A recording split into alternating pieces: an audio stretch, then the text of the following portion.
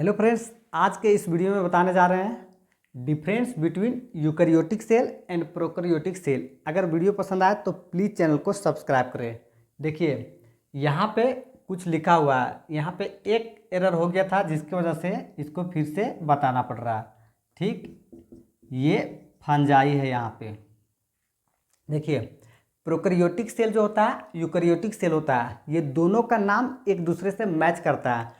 सुनने में एक जैसा लगता है लेकिन दोनों का फंक्शन जो होता है ये एक दूसरे से बिल्कुल अपोजिट होता है।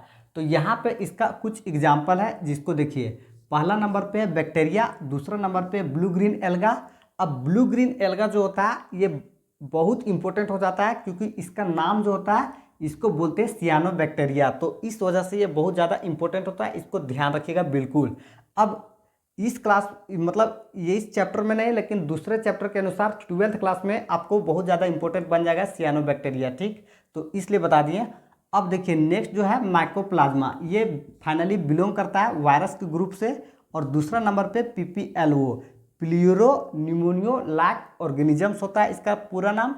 अब इसके बाद यहाँ पे देखिए ये यूकैरियोटिक सेल के ग्रुप में जो आता है ये आता है सबसे पहले एनिमल सेल, एनिमल, उसके बाद प्लांट्स, उसके बाद प्रोटिस्टा, उसके बाद फंजाई होता है।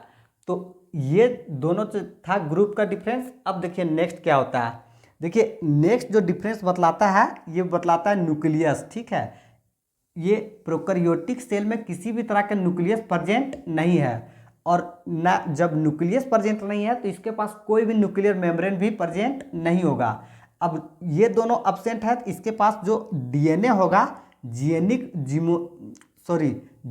DNA, ठीक है, ये सेंटर वाला हिस्सा में जो DNA प्रेजेंट होगा इसके पास कोई भी तरह के कवर नहीं होगा, यानी कि कोई भी मेम्ब्रेन नहीं कवर करेगा इसको। जब कोई भी मेम्ब्रेन कवर नहीं करेगा तो इसको हम बहुत आसानी से देख सकते हैं, मतलब आँख से इसको। ठीक है, तो इसी को बोलते हैं जीनोमिक DNA। अब देखिए इसके आउटर साइड में जो DNA प्रेजेंट होता है इसको बोलते हैं सर्कुलर DNA।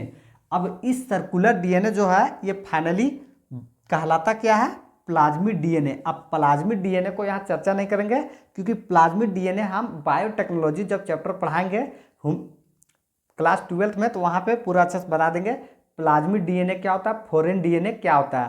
क्योंकि देखिए अगर मान लीजिए मेरा DNA को किसी को चाहिए, ठीक है, तो मेरे से इंजेक्शन के थ्रू क्या करेगा, DNA को ले लेगा। अब मेरा DNA से मतलब मेरे जैसा कोई कॉपी करना चाह रहा है तो मेरा जो DNA है उसको DNA को उस ऑर्गेनिज्म में क्या करेगा, एग्जिस्ट करेगा, उसको मतलब इंसर्ट करेगा। तो फिर मेरा जो कैरेक्टर्स है ये उसके अंदर डेवलप कर जाएगा। तो वो बहुत लंबा प्रोसेस हो जाएगा जो कि उस 12th क्लास के वीडियो में बताएंगे। देखिए खास बात इसमें ये होता है कि प्रोकैरियोटिक सेल में मात्र एक ही ऐसा ऑर्गेनेलिज है जिसको बोलते हैं राइबोसोम्स, ये प्रेजेंट होता है। इसके अलावा यहाँ पे कोई भी ऑर्गेनेलिज प्रेजेंट नहीं होता है। अब जितना भी प्रोकैरियोटिक सेल्स होता है इसके पास क्या होता है, सेल वाल होता है आउटर मेम्ब्रेन के, आउटर सेल का आउटर जो होता है उसके अनुसार। ठीक है, जिस तरह से एनिमल में होता है कौन, प्लाज्मा मेम्ब्रेन, ठीक है, आउटर साइड में। और इसका जो मल्टीप्लाई करने का कैपेसिटी होता है ये प्रोकैरियोटिक सेल के तुलना में बहुत फास्ट होता है, ये बहुत छोटा होता है। और इसका अच्छा थोड़ा सा एक्स्ट्रा और चीज़ है, ठीक है, इसके अंदर जो बैक्टीरिया है, ठीक, अब इस बैक्टीरिया का यहाँ पे स्पेस बचा नहीं, इस बैक्टीरिया का जो है ये शेप जो है ये बहुत ज़्यादा डिफर कर जाता है, ये भी बहुत इंपॉर्टेंट होता है। यूकैरियोटिक सेल के तुलना में प्रोकैरियोटिक सेल जो होता है इसका सेल का शेप और साइज बहुत डिफर करता है। तो यहाँ पे कोड में लिख देते हैं BCVS, ये शेप होता है। ठीक है, बैक्टीरिया का 4 शेप होता है और चारों शेप में इसको ध्यान से देखिए। पहला का नाम है बेसिलस, दूसरा के नाम है कोकस, तीसरा का नाम है वाइब्रियो और चौथा का नाम है एस्प्रिलम।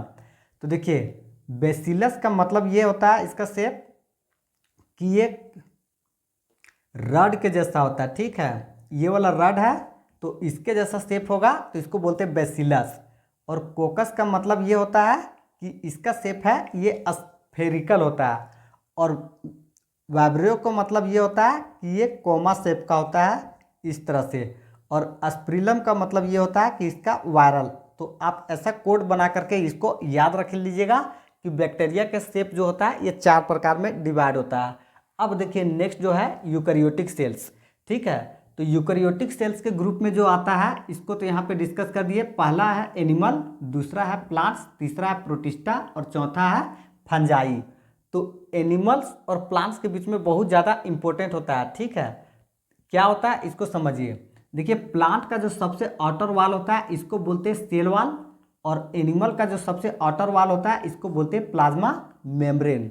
अब देखिए यहाँ पे मात्र एक राइबोसोम्स प्रेजेंट था। अब इसके केस में से एनिमल के बात करते हैं तो इसके पास प्रेजेंट है सेंट्रियोल, और जब प्लांट्स के बात करते हैं तो इसके पास प्रेजेंट है प्लास्टिड है, वैक्यूल है और सेल वाल है, ठीक है। तो ये सभी जो है किसके पास प्रेजेंट है, यूकैरियोटिक के ग्रुप में होता है। तो ये था डिफरेंस कि इसके पास राइबोसोम के अलावा कोई भी प्रेजेंट नहीं है और इसके पास राइबोसोम के अलावा बहुत सारा ऑर्गेनेलिज प्रेजेंट है।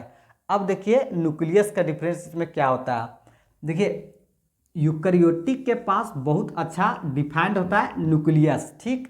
जब न्यूक्लियस डिफाइंड होता है तो न्यूक्लियर मेम्ब्रेन जो होता है इसका आउटर मेम्ब्रेन बन जाएगा ये वाला, ठीक।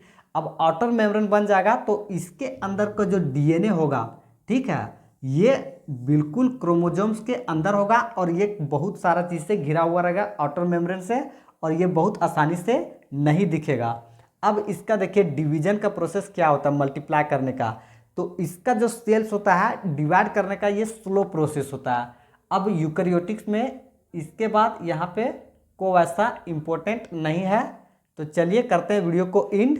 All the best.